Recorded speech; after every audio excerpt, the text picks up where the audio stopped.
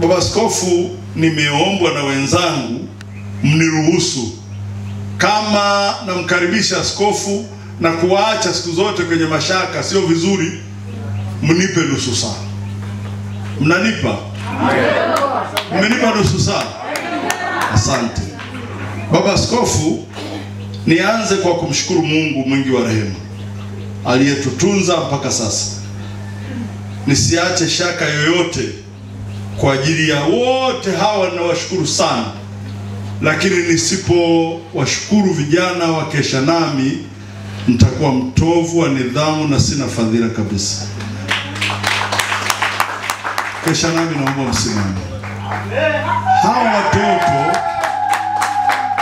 watoto ndio waliomfanya Mwaikale aendelee kuwa askofu mpaka leo. Bila hawa tusingetoboa. Kote huko walikuwa wanaitikia vita, hawakuiona. Hawa waliiona vita ile ya kufa mtu, ya kuua mtu. Hawa waliiona, walikesha, walilala. Tulikuwa kwenye hali ya kufa wakati wa mgogoro wa KKT, lakini waliosimama walikuwa hawa. Naomba mkae.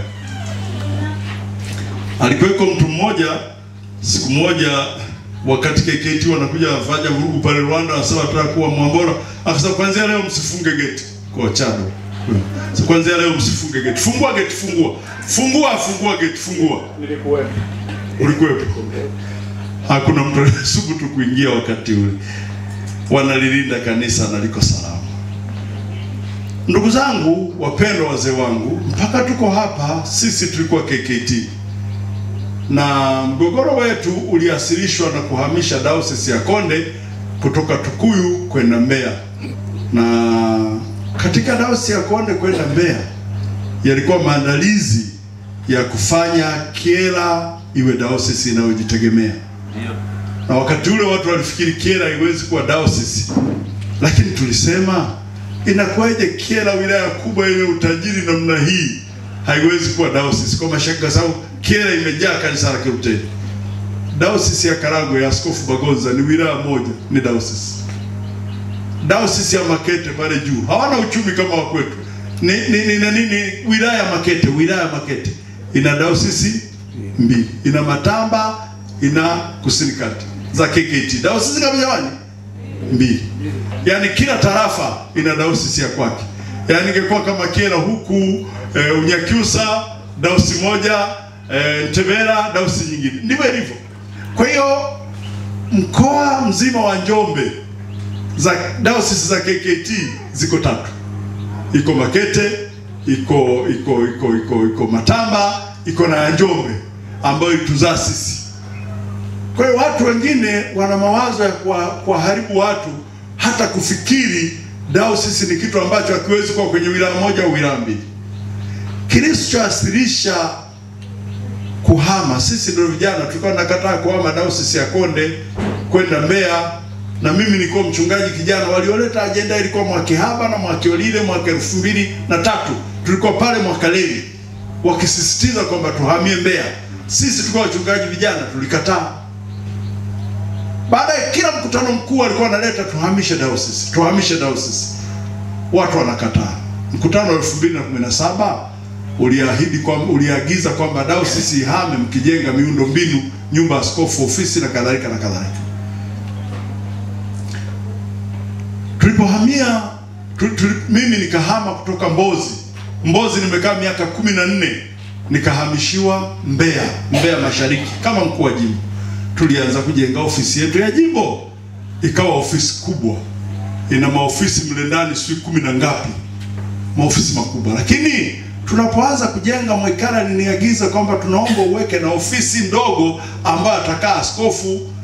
Wakati anapokuja hapa Mbeya sisimame upenuni, maana nilikuwa naingia kwenye ofisi ya mkuu wa jimbo. Sasa ilikuwa ndio kama ofisi ya diocese. Kwa kila akifika unatoka unakwenda upenuni. Kila askofu akifika, kwa tukaanza kujenga. Tukajenga, akasema mbomoe hapa, mmeweka ndogo, muongeze iwe kubwa, tunaweza kufanyia hata vikao vya halmashauri kuu, tukafanya.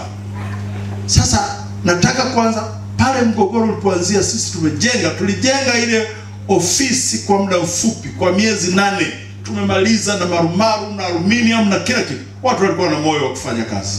Bwana asifiwe. Amen.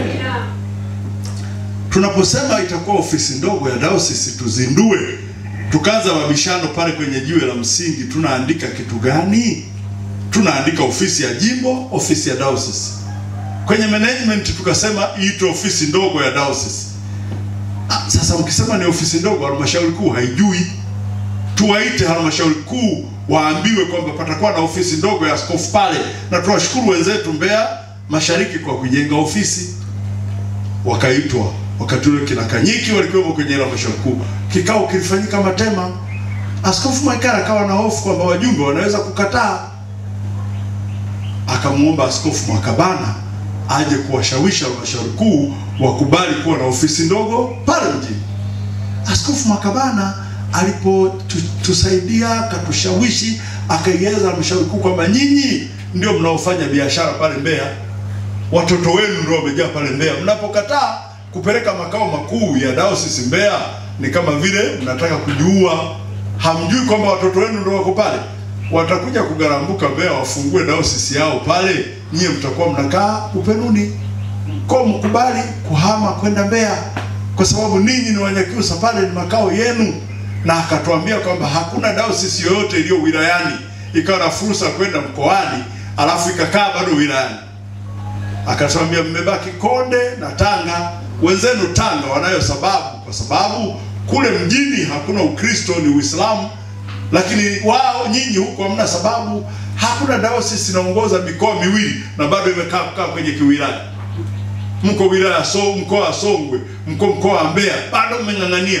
Kina Kanyiki wakapomoka, wakasema tumeamua tunahama kwenda Mbeya. Kwa haya maneno tukaunda kamati izunguke diocese nzima kuelimisha watu kuhama kwenda Mbeya. Ikateuliwa kamati, mwenyekiti akawa Askofu Mwakabana, Profesa Mwakabana, makamu akawa msaidizi wa askofu Mchungaji Geoffrey Mwakyao. Wakazunguka, tukatoa na posho, wakala na posho na nini. Siku ya mwisho tukakaa pale Mbeya, wakasema diocese majimbo 6 yote yamekubali kwa moyo tunahama kwenda Mbeya, kasoro jimbo moja la kati. Tukasema basi wengi wape, si ndio? Na wakati huo Mwaikara akapata mashaka kidogo. Jamani, tusubiri mkutano mkuu tukamfungulia kifungu cha katiba, kwamba kifungu cha katiba kinasema halmashauri kuu ikiamua jambo ambalo ni mamlaka yake lazima utekelezwe wakati huo. Akatekewa Mwaikara. Lakini taarifa hii tunapoendelea na vikao vya kuhama na kadhalika, iende kwa msajili kule Dodoma, katibu mkuu utekeleze. Ilikuwa kila tukija kwenye kikao tunamuuliza katibu mkuu, umetekeleza? Sasa nishaandika na barua zimeenda Dodoma, nilishaandika na barua zimeenda Dodoma. Wale walipojiunda kikundi cha kumpinga ambacho hakukiona kilikuwa kinampinga kwa uongo, kilikwenda kwa msajili kuuliza kama barua ya kutaarifu kwamba makao makuu ya diocese yamebadilika. Ikaonekana hakuna, wala hakuna popote walipomdispatch. Ndilo lililotufanya tuwe wanyonge, kwa sababu tulikuwa na kila hali. Baada uliitwa na mkutano mkuu asema sawa, mlishafanya hili, lakini mbona hamkwenda kusajili? Sasa ule uongo waliosema Mwaikara amehamisha diocese kutoka Tukuyu kwenda Mbeya peke yake, yale yalisifanya tusimame imara na kusema huu ni uongo, mnamuonea mtu wa Mungu, haya sio makosa yake. Kama liko kosa lingine mseme. Tukawa na msimamo. Bwana asifiwe. Amen. Ndilo lilotupelekea baada ya ile vita kali mpaka tukajikuta tumekuja KCAM, na mimi nasema hatukuja KCAM kwa bahati mbaya. Kukawa na majadiliano makubwa kwenye vikao vyetu tulipokuja KCAM. Nafikiri nimefanya utangulizi, mmeelewa kule nyuma kulikweje, si ndio? Toka siku ile ile tuliohama kutoka KKT, siku tuliozindua, nyinyi wengine mlirudi na furaha nyumbani, tumetoka Misri. Sisi hatukurudi nyumbani, tulikaa nao wazee mpaka saa 7 usiku, kwamba tunajadiliana, sasa nyinyi mmetufunika kama kivuli, sawa, sasa sisi tunataka kuhama kwenda kanisa lingine. Mnaelewa watu wa Mungu? Kwa nini mnataka kuhama na kwenda kanisa lingine? Sisi wanawake hawabarikiwa kuwa wachungaji, na sisi tumehama na wanawake kuwa wachungaji. Wakasema hawa wanawake mliohama nao waleteni, mtakuwa mnawapa kazi za wanawake, za elimu ya Kikristo ya nini.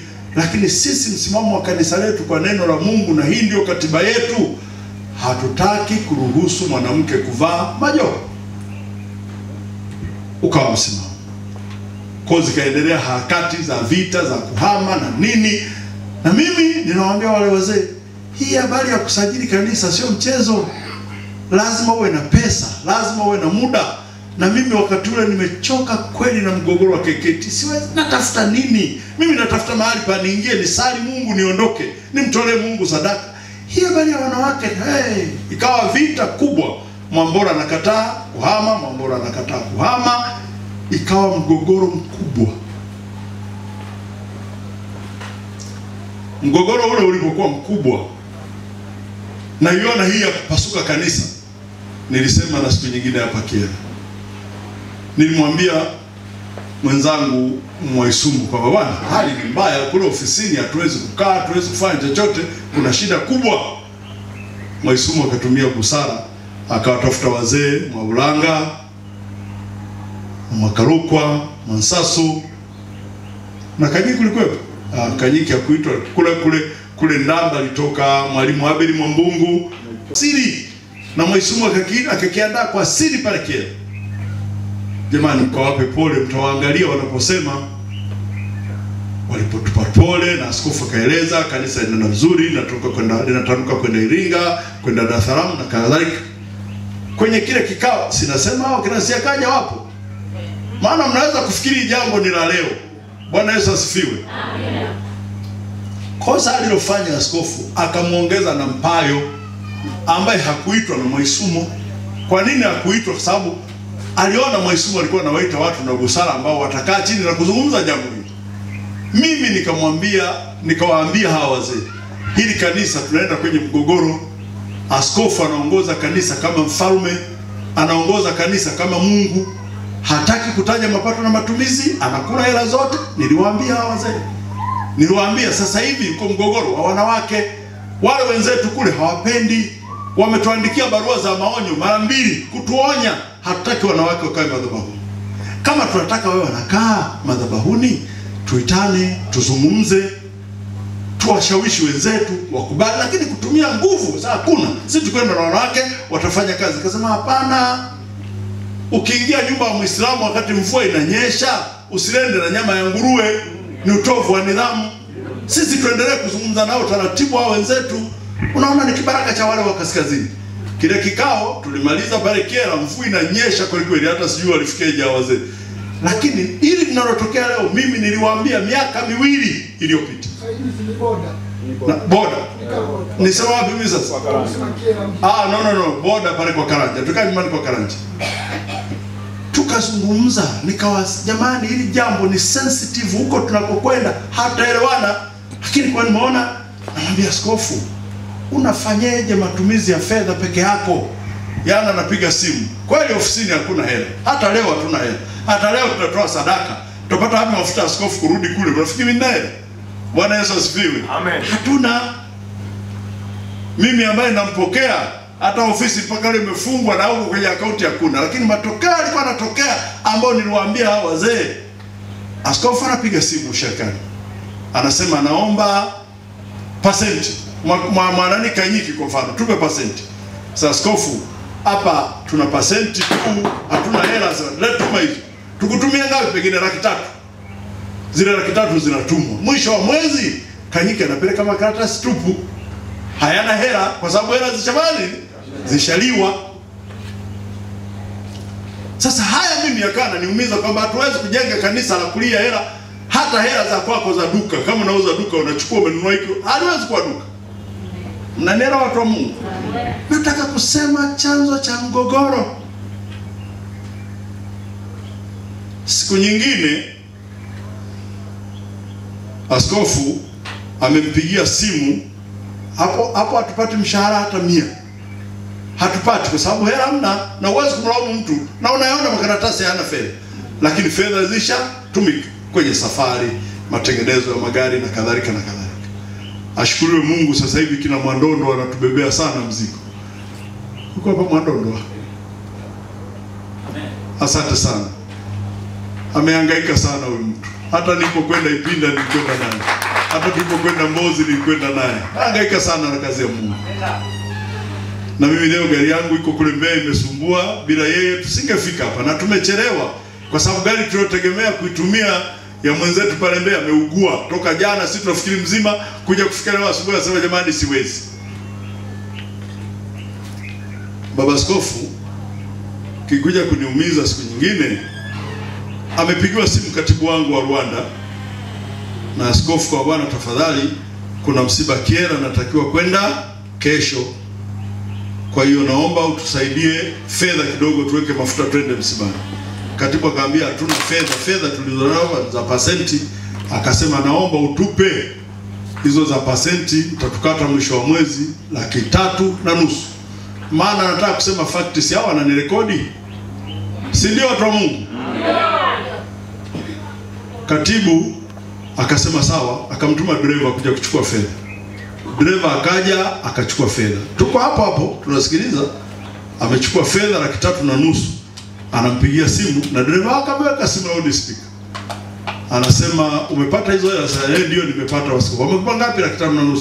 Basi kimbia upesi ukaninunulie dawa ya majani Roundup na Gramaxon. Katibu wa Rwanda alikuwepo, anajua fadhili, anaimba ikwaya, bahati mbaya hayupo. Hayo mambo hayo yalianza kunikera mimi na kuyapiga vita na kuyakemea, ndipo nikazua fitina kweli kweli. Ninapofika kwenye vikao nakuta wenzangu walishajadili ajenda yote imeisha. Na ndio yale mambo mlioyaona ya unafanya chochote unasema usharika umefunguliwa, mchungaji fulani ametumwa mahali fulani, mchungaji fulani ametumwa mahali fulani. Ikawa mbaya na harakati za kuhama zikawa nyingi. Baadaye nikaanza kusikia wachungaji wanalalamika, Mlawa amepigiwa simu na askofu, ameleta habari kwetu kwamba jamani nimenunua uwanja, sababu huo uwanja usiandike jina lolote, andika jina la Askofu Mwaikali. Mwana Mwambungu amenunua uwanja kule Songwe milioni 6 sijui. Huo uwanja Mwambungu usiandike jina lolote, andika jina la Askofu Mwaikali. Nasema askofu, tukifanya hivyo tutaharibu, bora utafute lugha nyingine, pengine jumuiya wa Kristo, pengine lakini jina lako hapana. Hatuwezi kufanya tukafika hapo tukafanya kazi ya Mungu namna haiwezekani. Ndipo nikaanza kuzisikia lugha, huyu anampinga askofu na nini, na wale wachungaji wote kama Mwambungu akikataa kuandika jina la askofu inakuwa gomvi, na huko Kiera ukawa ugomvi mkubwa kwa sababu ziko kesi zinaendelea mahakamani. Baraka anaagiza wachungaji, kesi ziko mahakamani, leteni 50,050. Na mimi nilikwenda usharika mmoja wa Katumba kule nyumbani. Kwenda nakuta mchango kanisani. Kuna kikao cha kina mama mchango. Jamani tena tutakuwa na ugeni mchango. Tena kuna michango 4 kwenye ibada. Nikarudi nikamwambia Baraka, tukijenga kanisa la aina hiyo haliji kukua. Ukiweka mchango uwe mmoja wa ziada kwenye ibada, tena wa hiari. Tukifanya hivyo Wakristo watachoka, ili kanisa wanalipenda. Ikawa imeniletea fitina na ugomvi kweli kweli na Baraka. Kuna kwenda naambia jimbo halina akaunti. Fedha zikichukuliwa, leteni michango, leteni, haiandikwi popote. Hata leo wanakuja watu wa mambo ya ndani. Sio kwamba wamekimbia, wanakimbia mnafikiri wanapenda. Wanakimbia ya madudu haya. Wanakuja kukagua hivyo vitabu, sio mchezo. Hawezi kuacha wakaacha kanisa la Mungu linateseka namna hiyo. Leteni fedha za kesi. Fedha zinakusanywa, haziandiki popote, hazitolewi ripoti popote. Lakini kuna siku kuna kikao cha Bishop Council Manyara. Askofu amechukua fedha ofisini. Sijawahi kusema popote, hata huyu anajua ninasema leo kwa mara ya kwanza. Sijawahi kusema, nasema hapa. Bwana Yesu asifiwe. Amen. Unaweza kufikiri mgogoro unatoka wapi, wale wapi? Mwambora anataka uaskofu. Mimi natafuta uaskofu wa kazi gani? Hata jana nimemwambia Askofu Masawe, anasema taongoza kidogo, tutaita uchaguzi. Nikasema tukisema tuite uchaguzi sasa, yanakuja yale Mwambora anataka kuwa askofu. Na mimi nimesema hicho kikombe kiniepuke. Najua ugumu wa kazi ya uaskofu. Anaweza kuwa Mungu yuko na Yusufu yuko machungani. Sisi tunaangalia urefu wa mwili na nini, lakini Mungu anawajua watu wake. Nani amemwandaa kuwa askofu baada ya Mwaikali kuruka kwenye mtumbi? Amen. Sio swala la kutumia akili, ni swala la kumwomba Mungu. Na mimi kwa kweli ukipiga mpaka tochi kule kwenye moyo wangu wa ndani, sijawahi kutamani uaskofu. Kwa sababu kwanza utaninyima uhuru. Mimi yuko mdogo wangu Zakaria hapa, tunachoma halale pale, tunakula. Ukianza kuvaa hiyo mikufu na kofia, uhuru wako umepotea.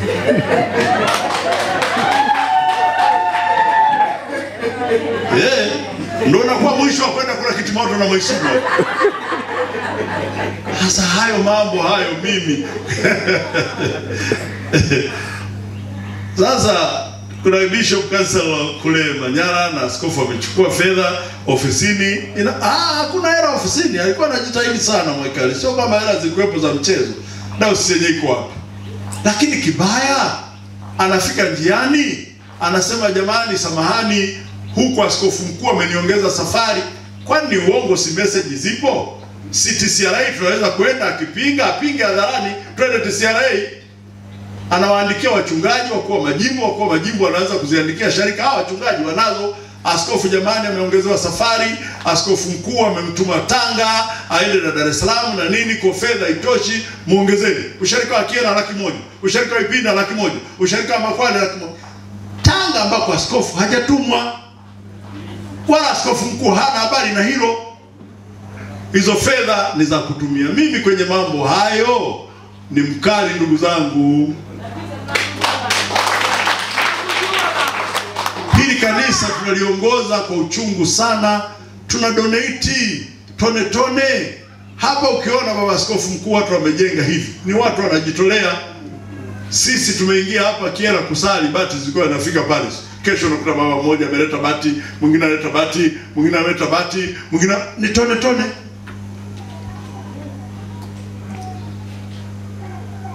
Huku Baraka sasa kawa kama Mungu mtu, ambaye kwa kweli 99.9% aliyeharibu kanisa huku ni mchungaji Baraka. 99.9. Kama yuko mtu wa kujuta na kumlaumu, kumharibu askofu wetu, ni mchungaji Baraka. Amemharibu askofu wetu. Wachungaji watu wazima waliotoka kule tulikokuwa wakakaa baba askofu, wakasema hatuwezi kuacha askofu anaenda hivi. Wakaja kwangu wakaniambia, Mwambora, mnaharibu kazi, michango imezidi kwa Wakristo, hamtoi ripoti, akaunti za majimbo kwa majimbo ni Mungu mtu, hili na hili. Hapana, mnafungua sharika kienyeji, mnaanza kubariki wachungaji, askofu anaamua tu wewe fulani tukutane mahali fulani nitakubariki kwa mchungaji. Hii hapana, mnaharibu kanisa. Kaambia, ndugu zangu, mimi nimezungumza na askofu mara nyingi sana juu ya mambo haya. Sasa mimi mnipokee. Wakachaguana Mwaisumo, sina wao ulikuwa Mwaisumo, Mbungu, ni Joni, Mwaihojo, Mwakipopota, Mwamburo, nani, Mwaisumo Benja na Filipo. Wakaomba appointment kwa askofu. Askofu, naomba tuje kukuone. Karibuni ndugu zangu. Wakafika Rwanda Mbeya, wakanywa naye chai asubuhi, akawapikia na chakula cha mchana. Wakamwambia, sisi watu wazima hatujawahi kuona kanisa kama hili. Mateso uongozi, anawatukana hovyo, anafoka hovyo kwenye vikao, akiona anawaita walei kuja kutukana wachungaji. Hili jambo askofu litatupasua, tunakuomba tafadhali. Wakati huo amehama mchungaji Zera Ndambo amerudi KKT, mchungaji Mwangajiro amerudi KKT, sijui mchungaji Mwakatobe amerudi KKT. Wachungaji wanakimbia, sio wanakimbia watu wanaosema njaa, wanakimbia mateso ya mfumo. Tunaomba urekebishe jambo hili, na jimbo la Kiera ili liwe salama ligawanyike angalau mara 2 mara 3. Askofu akawaelewa, akasema nimewaelewa, jambo hili liko vizuri, lakini swala la kugawa majimbo halitakuwa zuri. Wakuu wa majimbo hawawezi kunielewa, kwa mwende mkamuivishe msaidizi wa askofu aive anisaidie, tuna kikao kesho. Sinasema anarekodiwa jamani. Na sitaki kudairuti hata kidogo dozi hii.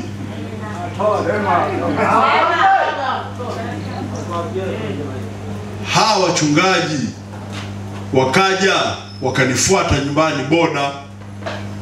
Bwana, tulikuwa kwa askofu, ametukaribisha, ametuelewa vizuri. Wao wanakumbuka niliwaambia Mwaikali mlichoongea nacho leo yote ni ya uongo, hajachukua tairi moja. Mwaisumo alikuwa mkali kweli kweli, nakwambia uelewe. Nikasema Mwaisumo, utakuja unikumbuke. Wakasema basi tunaomba wewe tusaidie, mnakwenda kwenye kikao hili la kugawa diocese. Nikasema asingewatuma. Mwaikali angetaka kuzungumza na mimi, kila Mwaisumo angeniita mimi pamoja na nyinyi mnapomwambia niwepo, au baada ya kusema ameshiba la kwenu angeniita yeye kuniambia, bwana, wakuu wa majimbo na wachungaji sharikani wametuomba tufanye hili. Na John alikuwa mkali sana. Hapana Mwambola, mnatubishia tu bure hili askofu. Nikasema hajaelewa chochote. Na kwenda kwenye kikao na kuta askofu analeta agenda mezani. Nasema askofu, hizi agenda mbona mimi na wewe hatujakaa tukajadili popote, unaleta kwenye vikao? Sasa mimi nafasi yangu iko wapi? Niko nyumbani, sina usharika, sina chochote ninachofanya. Tulifanya kikao miezi mitatu iliyopita, huja nipigia simu wala kuzungumza na mimi chochote. Sasa miezi mitatu leo unaniita, umenipaki niko nyumbani. Alafu kwenye kikao sasa unataka nijadili nini? Wachungaji unahamisha mwenyewe, sharika unafungua mwenyewe, kwenda ibada. Nikisema askofu, nasikia kuna ibada mahali fulani, sema kama una hela uje, kama huna hela tutakuwakilisha. Akasema kwenye katiba ya KECAM hakuna nafasi ya msaidizi wa askofu, upo tu ili kama mimi nitataka kukutumia, nisipotaka kukutumia hakuna sababu. Sababu mengine alikuwa anapita kwa maneno ya kashfa, ndio aliyofanya nitoke kwenye kile kikao. Na kesho yake nilikabidhi joho, na baadaye wazee walinilaumu sana, na wazee hao waliniponikalisha, walisema umefanya makosa. Nikasema ni kweli, mnaona ni makosa, lakini mimi nilikuwa nakiona kifo hiki. Management yote imegeuka, hakuna ninachofanya, wana chuki na mimi mpaka nashangaa. Kwa sababu chuki ile ilianza siku ile nilipochaguliwa kwa msaidizi wa askofu. Tunazindua usharika wa Ipinda mwaka Nyamale, hata hakuja kwenye ibada. Chuki ya wazi. Yakaanza mateso ya wachungaji. Yale mateso ya wachungaji, askofu walipomwambia namna hiyo, na mimi akaja moja kwa moja, akaja kuita kikao Ipinda, na analitumia jimbo hili la Kyela kama ndio halmashauri kuu ya diocese. Toka tulipotoka KKT mpaka leo ninaposimama hivi mbele yenu, askofu hajawahi kuita halmashauri kuu. Kanyiki nasema uongo? Taarifa alitisha halmashauri kuu ya kutoa ripoti kwamba Mwambola amevua joo. Basi hiyo tulimtaka askofu atuitie. Wanawake wawili walichangia hoja kwamba ametudhalilisha na tunataka tumtupie mbali, kutuitie hapo. Ndipo aliposema mimi kama askofu niamini niliyosema niondoke. Mkutano wote wa halmashauri ya diocese ukanyamaza. Ikawa ndio maendeleo yenu na waendelea. Kwa kikao cha kuzungumza maendeleo ya diocese, sharika zinaitweje, fedha zinatumikeje, mchungaji fulani ukoje. Toka tulipotoka KKT hatujawahi kukaa kikao chochote mpaka hicho cha kusema Mwambola amevua joo. Na mimi nilifanya vile nikitegemea kwamba hiki kitaasirisha sasa kuniita na mimi nieleze haya ninayoyaona. Hatuwezi kuwa na diocese ambayo hata kama fedha ni kidogo, lakini sio fedha kidogo kiasi hicho. Christmas diocese inapata milioni 10. Pengine kutoka Kyela peke yake, kutoka Mbeya. Fedha hizo hazinunui meza, hazinunui wala kitambaa cha ofisini, wala chai, chupa ya chai. Zote zinakwenda wapi? Na hakuna mchungaji anayelipwa posho hata mmoja. Wote hakuna mtu amewahi kulipwa mshahara na diocese yetu. Sasa ninaposema haya, ukawa mgogoro na kichefuchefu.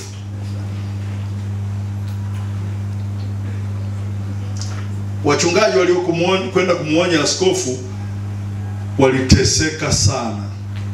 Ndio maana mnasikia kina Mwaisumu walianza kukimbia kurudi KKT. Sio kwamba walipenda.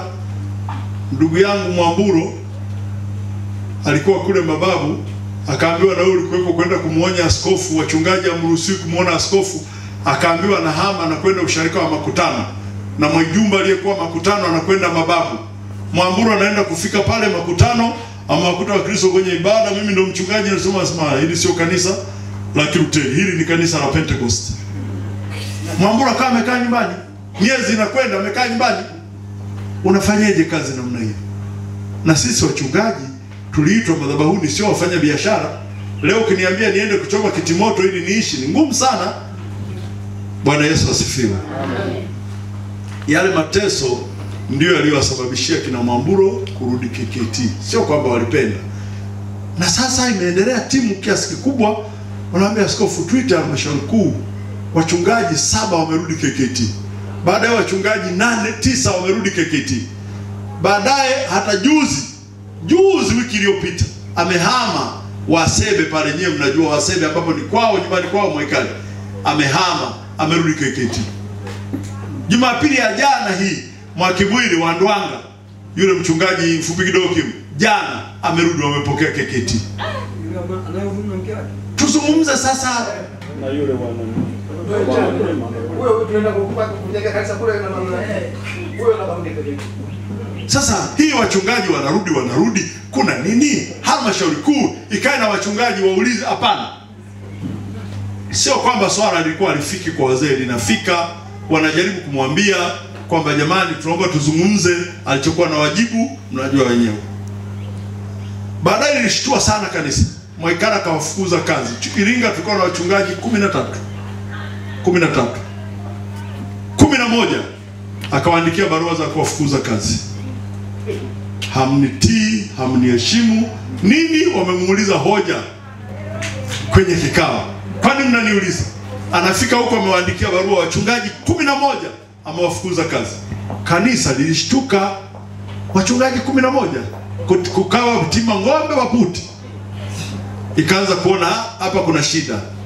Kule wachungaji karibu 9 huku kwetu wamerudi KKT. Haikutosha, na washarika wengi kina Ndero walianza kurudi KKT. Kila nani walianza kurudi KKT. Kuna nini? Kanisa lilianza kwa upendo. Kuna nini? Lakini kuna miba. Na kuna grupu limeanzishwa na Baraka sana, ambalo baada askofu kufika na kukaa vizuri, akichukua mimi na wapeleka mahakamani. Wasifikiri watapona. Mimi nawapeleka mahakamani. Wametukana tena kwa kutaja majina, wasifikiri wako sana, na wapeleka mahakamani kwa kunichafua. Walifikiri mimi nimenyamaza ni mjinga, mimi nimenyamaza ni mjinga. Wameeleza Mwambola sijui ameuza uwanja. Huyo Mwambola ni pepo, ni joka. Maijumba anasema mimi ni jini. Sasa kule boda yuko kaka yake Baraka, anamuitikia kwenye hilo na Mpayo na nani, matusi makubwa. Likabadilika kuwa kanisa la kiroho, likawa kanisa la matusi. Matusi haya tunasikia kera. Mbeya kuko salama. Mbeya kulikuwa salama kabisa. Baba askofu baadaye tukaanza kuona huu mpasuko unaonekana, mpasuko wa wazi. Mtu akisema kama mzee Mwasongera kwamba askofu mmesema Mwambola mbaya sana, mtuitie tuzungumze nasi. Wewe uko pande wa Mwambola. Mchungaji akisema lakini askofu, hili jambo wewe ni mtu wa Mwambola, wewe ni mtu wa Mwambola. Nikauliza si mtu wangu yupi? Kwa sababu miongoni mwenu nyinyi wote na wachungaji wote na washarika wote hawamjui Mwaikali kama mimi ninavyomjua. Hakuna aliyemsaidia Mwaikali kama mimi. Nilikuwa tayari kufa kwa ajili yake. Hata hii shida wanaosema walimfukuza KKT, hawakumfukuza kwa sababu ya kuhamisha makao makuu. Hii kwa sababu ya uongo. Kesi iliyomfukuza Mwaikali KKT ilikuwa kuchukua hela kwa wachungaji. Ndio iliyomfukuza KKT. Sio hii ya kuhamisha makao, ilikuwa ya uongo kabisa hii. Lakini kesi iliyomfukuza Mwaikali KKT ilikuwa kuchukua hela serikali. Alikuwa anachukua hela, nipe 100,000, nipe 200,000, nipe 500,000. Ilikuwa tamu kule Mbeya, wanasema ukiona simu ya askofu zima. Na mimi kwa sababu ilikuwa inaniuma, ni ndugu yangu, sikumwacha hivi. Nilikwenda kwa mchungaji Ruben Mwakasege, yupo hai, muonye askofu. Ili jambo ili litamchafua tukiwa KKT. Nimekwenda Sumbawanga sio kwa kupiga simu. Nimemfuata askofu Mwaipopo.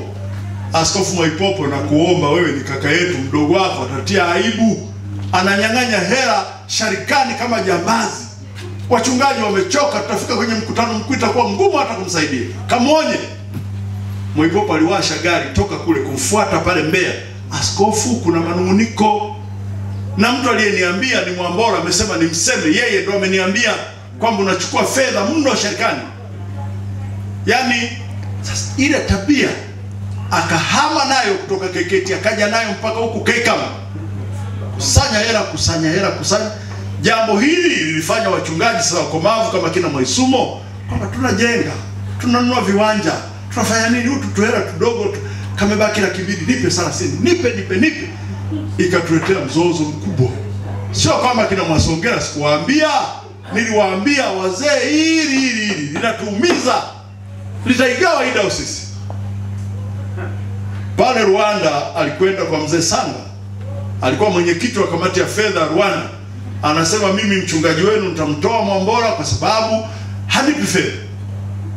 Naomba niwe napata fedha kidogo kutoka usharika wa Rwanda kwa sababu kule dayosisi fedha ni kidogo. Na mzee Sanga alikuja akaniambia, mchungaji, naomba unampa hela askofu. Nikasema mimi ni mwaminifu kwenye pasenti. Na usharika wa Rwanda wakati ule tunaanza walikuwa wananipa posho mwisho wa mwezi 300,000. Sio kwamba fedha nilikuwa sizioni, naziona, lakini nasema zitusukume na mwinjilisti alipwe.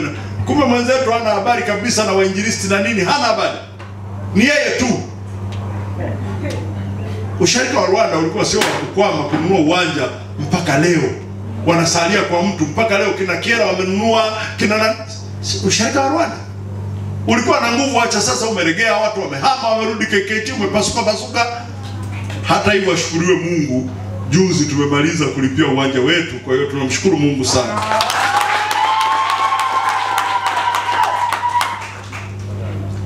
Nataka kwenda mwisho askofu, nusu saa yangu imepitiliza.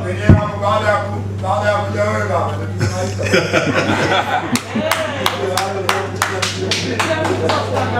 Na kule Rwanda tumesema sisi Kekama tuko salama. Kuna watu wamehama, wanafika kama 50 waliohama, sio kama wanavyowaambia kwamba 200 wametoka hata kidogo. Usharika wa Rwanda uko imara. Na tumesema Mungu akitupa uzima na afya, baba askofu, wewe tupe miezi 6 tutatoa majibu ya kutosha. Miezi 6 tutakuwa na majibu ya kutosha, kanisa mtaliona. Swala la kufukuza wachungaji kule Iringa, swala la wachungaji kukimbia hapa, swala la kwanza kuhamisha wachungaji kwa visa. Mwambola tumfukuza, toke Kekama, arudi KKT. Tumfukuze. Wakatumia kila mbinu. Pale kila nikifika kusali boda ni matusi. Kila nikifika kusali boda ni matusi ya ngoni. Mchungaji anatukana na wazee wake, mimi naisikii. Wanataka mpaka tuje mtunaji ile nitoke hapa. Kosa nini? Akanifuata Mwaisumo, sababu bwana najua unasali Kiera mchungaji. Tunajua tunapita kipindi gani. Nilipofika hapa nikaikuta ibada ya Kilutheri. Washarika wa Kiera wakanipokea kwa mikono miwili. Hata tulipofiwa na mdogo wetu, kwaya zote za Kiera za bonde hili ziligomeshwa na Baraka wasije msibani. Zikaja kwaya za Kiera na kwaya za Rwanda. Basi, kwani mliziona kwaya za kule kote? Baraka alizigomesha zisije, makusudi mazima, kiburi cha uongozi. Tutaki nani?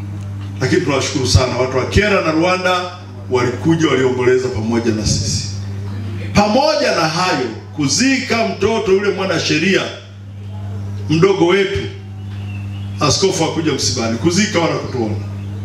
Kaka yule pale sasa kama mwae kupigwa simu na askofu. Mimi ndo rafiki yake Mwekali, nimekufa naye nimelala. Tumezika mtu mzima mwana sheria. Mtoto mtu mzima yule pale kaka sasa kama Mwekali amewahi kumpigia simu kwamba kaka poleni na msiba. Kuna utu hapa? Kuna udugu hapa?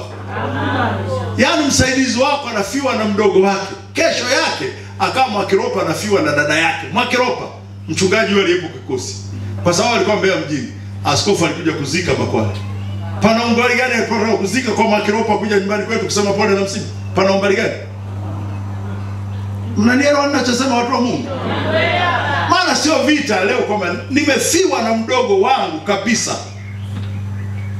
Kitinda mimba kwetu, askofu hakupiga simu wala kuja kutuona msiba, lakini kesho yake, the next day, amekufa dada yake Mwakiroba, ni mchungaji mwenzangu, na alifanya askofu kuja kuzika.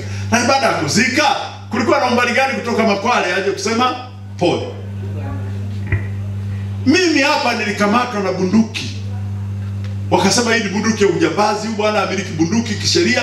Nimekamatwa, kina Mwakaruko, kina Mwansasu, kina kaka wamejaa pale polisi, ninawekwa ndani pale hapa polisi yake. Najieleza, hii bunduki mimi ni ya kwangu, ni halali. Na bahati mbaya sana, ile wakati namiliki, binti mmoja polisi akasema, wewe ni mchungaji, usimiliki bunduki hivi ukasema hivi vibali vya mkoani vinatosha, uende kwa mrajisi wa silaha Dar es Salaam akakuidhinishie. Nikaenda nayo, lakini pamoja na lile tukio, Mwaikale hajawahi kunipa pole hata siku moja.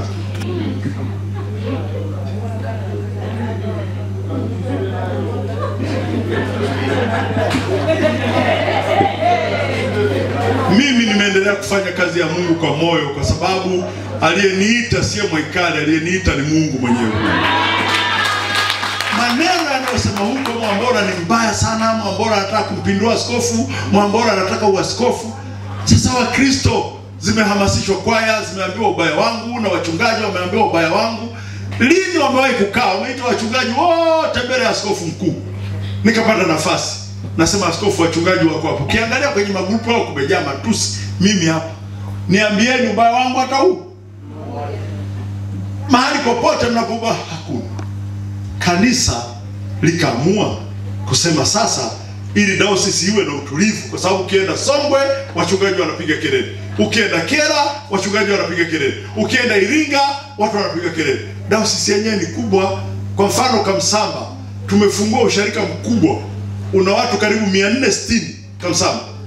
Toka tumeanza KECAM, nilikwenda kufungua mimi kule, askofu hajawahi kukanyaga hata siku. Lakini tuna mchungaji anaitwa Mwandumbiko kwao Mahaji pale Punguti, hajawahi kwenda hata siku hii. Wala mkuu wa jimbo pale wa Songwe hajawahi kwenda hata siku hii kule Kamsamba. Tumechangisha fedha, tumejenga kanisa limekwisha upande mmoja Kamsamba mjini, tumenunua kiwanja kule kwa Wamasai Mwanemba. Miaka yote hii mitatu na kitu, askofu hajawahi kwenda hata siku hii, wala mkuu wa jimbo hajawahi kwenda hata siku hii. Ndugu zangu, kanisa likaamua kugawa dayosisi kule na kusema igawanyike dayosisi ya Nyanda za Juu Kusini, angalau mzigo uwe mwepesi, kwa sababu hatuwezi kumchanganya mtu mmoja anatoka Iringa, Njombe, Mbeya, Songwe, Kyela. Hapana. Askofu hakuweko kwenye kile kikao, alikuweko katibu mkuu, na katibu mkuu alitukana matusi. Kikao kilimwajibisha, wazee hao wanajua. Alifika kunitukana matusi mpaka kwenye Bishop Council kule Singida. Mimi nakuwa kama takataka, lakini nilijua namtumikia nani. Na hawa kaka zangu wamekuwa wakali. Kuna siku moja Mwansasu anasahau hata kwamba ni mchungaji, amenihubiria saa nzima. Mdogo wangu nyamaza, mdogo wangu, hata kama huyu Mwansasu msikini, sina sema huyu hapa, nasema kaka, mimi nimechoka. Hii kaka anatoka anasema Mwambola, tusikilize sisi kaka zangu. Wazee wamekuwa wakali. Unavumilia, unafanya. Ndugu zangu, tukio la mwisho la juzi lilikuwa baya. Nimeacha ili kurahisisha muda, nimeliacha hilo lililotokea la Rwanda, la maandamano ya watu wa kutoka Kyela, hilo nimelaacha. Lakini badala ya kuendelea na vikao vya kugawa dayosisi, vikao vinaendelea vikao vya kugoma kugawa dayosisi. Tunafika huko msibani, zinakuja kwanza, utamu huu mnaona ulivyo mzuri. Sasa nyinyi mlikuweko kwenye msiba kule, anasema kasungura kenyewe kadogo haka mnataka tugawane kasungura kadogo. Sasa hiki wanachokifanya ndio inabaki dayosisi moja. Sasa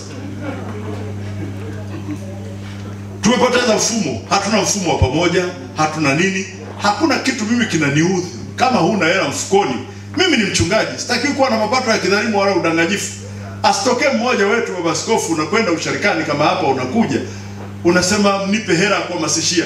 Usharika wanachanga, wanampa askofu 200,000 eti kwenye harambee aanze kusema na kuongeza. Hii ni sadaka, harambee ni sadaka. hatuji kufanya maigizo. Nicho nacho ndicho ninatoa. Ule mtindo askofu anapewa hela, sijui afu kuna mtu anaandika ametoa 10,000 anatoa 10,000. Ametoa 20,000 anatoa. Mwishoni mwa harambee zile hela tulizompa hazikutumika zote bwana. Mbona tunaona alitumia kama 40,000 tu, zingine ameweka mfukoni.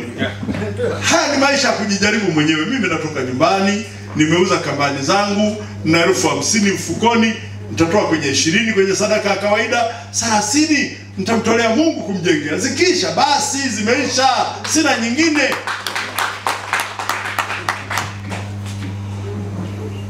Kilichotokea juzi kule Mloo, watu wa Mungu, kiliitwa kikao cha wachungaji. Nafika mwisho hapo. Kiliitwa kikao cha wachungaji kule Mloo wote. Na watu wa Kyela walikuwa wa mwisho kufika, wengine tulifika mapema. Askofu amefungua kikao kimeanza. Anasema, mchungaji Mwambungu, mmeandika barua. Kwanza katibu mkuu amesema Mlawa huyu haruhusi kuja hapa, ndio maana amebaki nyumbani. Lakini Mlawa sio kwamba aligoma kuja kwenye kikao. Mimi amenipigia simu kwamba bwana, naumwa, niko hospitali. Na amekuja mchungaji aliyekuwa naye hospitali kwamba tulikuwa wote hospitali, nimemwacha hospitali, mwenzetu anaumwa. Huyo mwinjilisti anaitwa Chibale. Askofu anaingia anasema, wewe Mwambungu umesema unitambui, toka nje. Hutakuwa mjumbe wa kikao. Ni Mwambungu namfahamu, anaumwa, ana BP.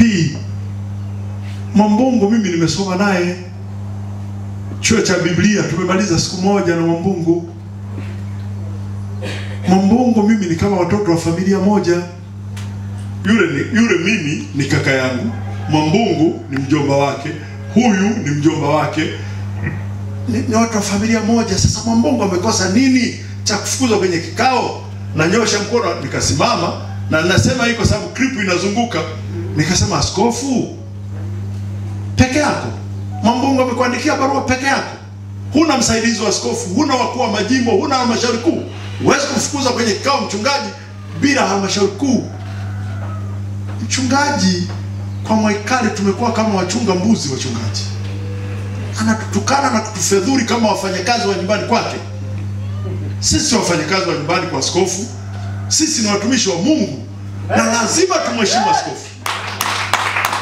Lazima tumheshimu askofu. Mimi mkishasema ni msaidizi, yuko baba askofu Masawe akilala na njaa, mimi ndio natakiwa niulizwe, kwa nini baba askofu Masawe amelala na njaa? Hawezi kulala na njaa askofu Masawe. Mimi niko hapa, natakiwa nirudi kwa washirika kusema, jamani, kwa askofu kuna hali sio ya kawaida, naomba turekebishe. Amen. Amen. Sasa anamfukuza Mwambungu, toka nje. Nikasema, askofu, hapana, nimekuvumilia katika mengi na niko tayari kukuheshimu, lakini swala la kuwafukuza wachungaji na kuwatimua wachungaji kama vibarua wa nyumbani, hapana. Hawa ni watumishi, wanafukuzwa kwa vikao. Ita kikao cha management, wasaidizi wako, msaidizi wako na wakuu wa majimbo wazungumze, na wao wakizungumza, wakipatana, wanapeleka kwenye halmashauri kuu. Halmashauri kuu ndio inaweza kutamka kwamba huyu mchungaji ametushinda. Kule Iringa umefukuza wachungaji 12, wamerudi nyumbani. Askofu mkuu amekwenda amesema, hapana, Mwaikali anachofanya si sawa, warudisha wachungaji warudi kazini. Swala la kumuuliza askofu swali gumu kwenye kikao, wachungaji wote 12 out. Kanisa litakuwa lini? Kila watu wanatucheka barabarani, tunaonekana kama majuha. Siku nyingine tumeenda Iringa kwenye ibada, tunakwenda kumbariki kiungo kuwa mchungaji, anatuletea mwanakwaya mmoja anasema, na huyu naye amesoma wapi? Tena nimemuuliza hapo, unafahamu nyaraka za kichungaji? Anasema, mimi sijui. Unambariki kuwa mchungaji, mtu hajui hata tofauti ya nyaraka za kichungaji na nyaraka za kawaida, hajui. Anasema, ndipo nambariki. Nikamwambia, askofu, mimi kama unambariki kijana, naondoka nirudi nyumbani, hili sio kanisa la kuabudu tena. Na bahati hiyo mbaya, kule juu kwa hawa wazee amesuka utando wa kila namna, siwezi kupanda hata nikamwambia chochote. Yule mtu ni mbaya.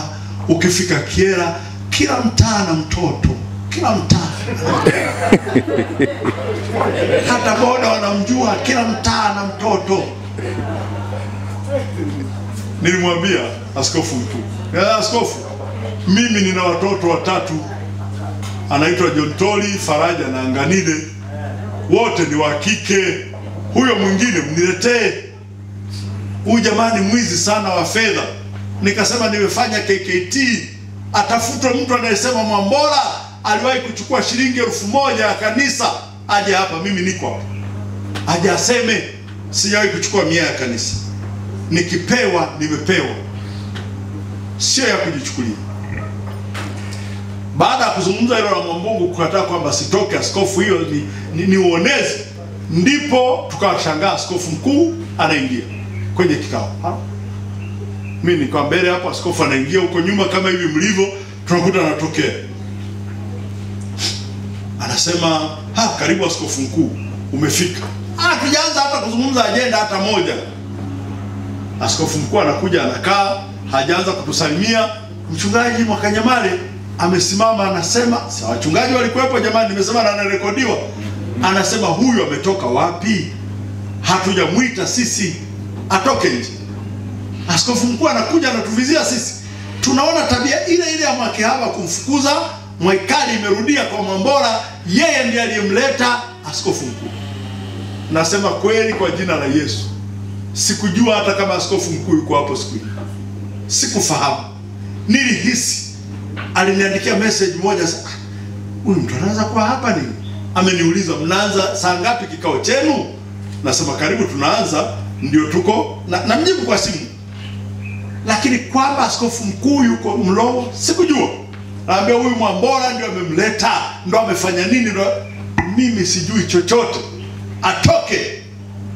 Mimi nikisema kama Mwakanyamale, sisi sio watoto wako, huyu ni askofu mkuu.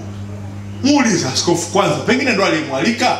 Mimi ni msaidizi wa askofu, yupo askofu. Wewe subiri ajibu. Asema hakuna kusubiri ajibu, vile hivyo wengine atoke. Akawa Mwakanyamale mkali kweli kweli. Baba askofu, mimi nilisimama kwa ujasiri nikasema, utatoka wewe. Nyie wenzetu mmeandaa kwa kwenda, sisi hatuna kwa kwenda, sisi tumebaki KCAM. Nyie naona mnaotaka kwa kwenda. Sasa akitoka alafu akisema ametufuta, tunaenda wapi? Tunaenda wapi? Mwakala akasema sitaki kuendelea na hiki kikao. Mimi nikasema omba askofu, funga kwa maombi. Anasema sitaki hata kuomba, sitaki. Akaamua kutoka na anasema wote ambao alisema siombi. Alisema siombi. Anasema wote ambao wanajua mimi ni watoto wangu wananifuata. Wakawa anatoka. Mimi nikasimama nikamwambia, ndugu zangu wachungaji, huyu ndio askofu mkuu, ndio KCAM. Ninyi ambao mnafikiri tuko chini ya KCAM, mbaki, wenzetu wana ajenda yao. Katoka anatuzomea. Sasa wakaingia washarika wa Mlowo, wakasema ninyi wachungaji mnalinajisi kanisa letu. Mmetoka huko Kyela, mmezoea magomvi yenu, nataka kuleta. Anayetaka kikao akae, asiyetaka muondoke. Kuna fimbo za kutosha.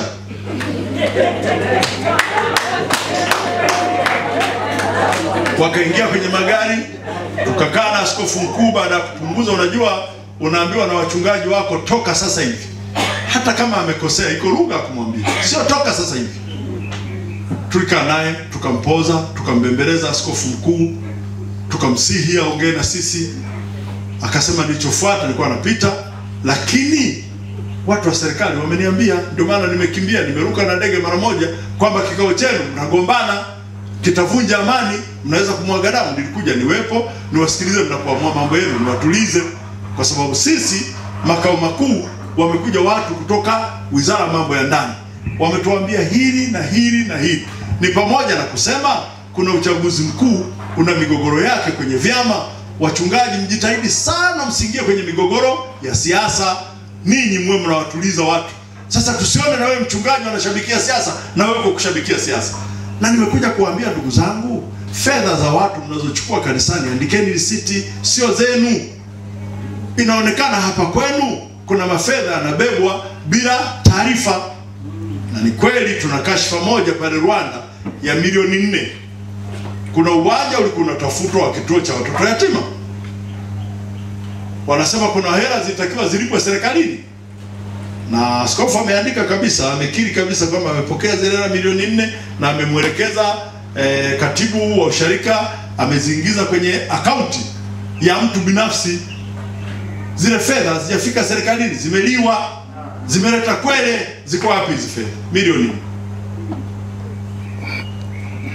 Kwa hiyo Robert anajua ninachosema. Ziko milioni 4 hizo, ziko milioni 4 zimekwenda kwenye kununua kanisa la Mbeya mjini.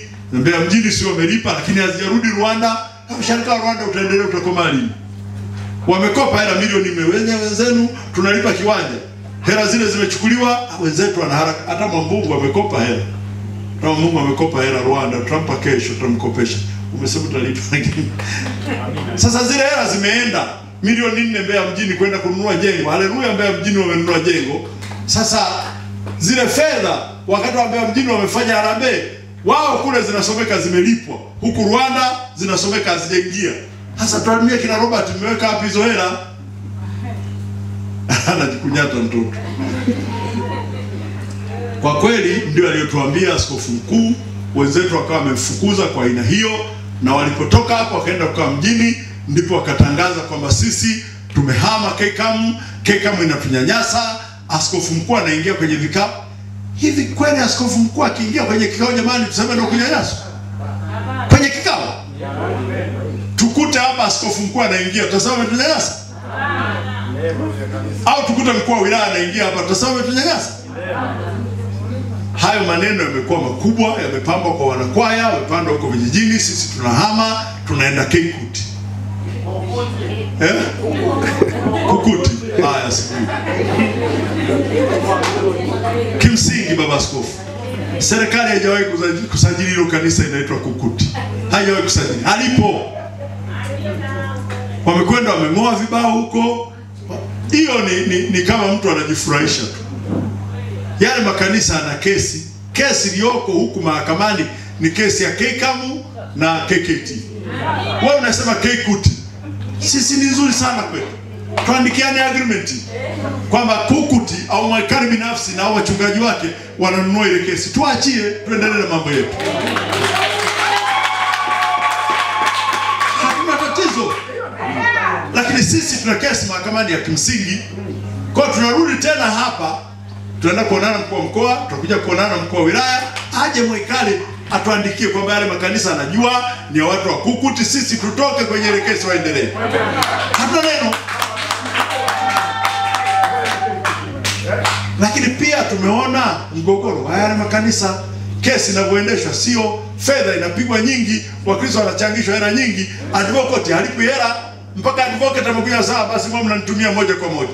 Lakini huko hela zinapigwa, ukimwambia leo Baraka hiyo kesi mpaka leo imekula shilingi ngapi, hana jibu. Nakwambia kweli baba askofu, hana jibu. Umwambie leo Baraka hiyo kesi toka imeanza imekula milioni ngapi, hana jibu wala hana rekodi. Lakini watu wanachanga fedha. Wapendwa katika Bwana, Bwana Yesu asifiwe. Kanisa tunalishukuru sana. Baada ya kusikia mwikala amefanya hayo, anaanzisha kanisa, lichofanya ni kumwandikia barua kumsimamisha, na bado hajakabidhi mkufu wa KCAM na fimbo ile ya KCAM bado hajakabidhi. Kwa askofu anakuja, hawezi kuja na fimbo ya kaskazini akaitumia hapa nyanda za juu kusini. Sisi tuna fimbo ya kwetu hapa. Anatakiwa mwikala turudishie fimbo, arudishe na mkufu. Na sisi tunamheshimu. Pamoja na haya, tusitumie mtindo wa polisi waliofanya KKT. Mimi nafikiri akigoma kabisa baba askofu, tutakwenda kuagiza nyingine Ulaya, zipo tutanunua. Akigoma kabisa, tusihangaike baba askofu, usihangaike, isikuwe pressure. Isikuwe, kwa sababu askofu mtakayechagua sasa atasimikwa kwa liturujia KCAM. Kwa hiyo mimi ningefikiri isiletee shida sana kama inafaa, lakini ameandikiwa barua na katibu mkuu kwamba akabidhi. Tuanze kutumia nguvu tena, mapolisi tena. Ila viwanja hivyo ndio tunawataarifu. Kwa mfano kiwanja cha Matema Mwakanyamana anakwenda, nafikiri cha kwake sio kweli, wala hawezi kwenda na chochote. Kiwanja ametoa baba, tena ametoa bure. Tena ameandika maandishi, ameandika waraka kwamba uwanja nimewapa bure KCAM. Kanisa hili likibadilika kuwa KCAM wanirudishie uwanja wangu. Ndio maandishi yako. Na tutakwenda yale maandishi kuyahuisha kwa advocate. Hata uwanja wa Ipinda na Tantanila zote wanaofanya ule ni uwanja wa KCAM, tutauchukua ni wa KCAM. Tusingependa kugombana na wenzetu. Tunataka tulete ufahamu wa pamoja. kwamba hiki anachofanya Mwikali, hata ningekuwa mimi nimekosewa namna hiyo, ambacho angefanya angepisha tu kwa kujiuzuru na kusema nakaa nyumbani. Hiki anachofanya baba askofu kinakwenda nje ya wito wake. Huwezi kuwatesa watu namna hii waliokufuata na kujengea heshima. Anataka kulibomoa kanisa kwa ajili ya manufaa yake. Yaani yeye ili aendelee kuwa askofu. Wewe Mungu miaka 6. Miaka 6 unakuwa askofu wa makanisa manne. Maana sasa limehama kwenye Kukuti, linaitwa kanisa la Assemblies, Pentecost Assembly of God. Maana wiki iliyopita ilikuwa Kukuti. Jana amezindua usharika kule Eden kwa jina la Kukuti, lakini kibali jamani nicho nacho ni kanisa la Pentecost Assemblies of God. Msiweke kibao kabisa. Haya mambo nimesema kwa kirefu ili tujenge ufahamu wa pamoja. Hakuna aliyemuonea Mwikali, hakuna aliyemfukuza, hakuna aliyesema unaenda kuwa askofu Kyela au unaenda kuwa askofu Mbeya au unaenda askofu Songwe. Walimwambia panga mipaka. Alikuwa na mipaka, angeweza kusema tunagawa dayosisi yetu, tumepatana vizuri, Songwe itakuwa dayosisi, Mbeya na Kyela na Njombe itakuwa dayosisi moja. Shida iko wapi? Sasa hii anayofanya na ile ya kugawa dayosisi hivi bora zaidi.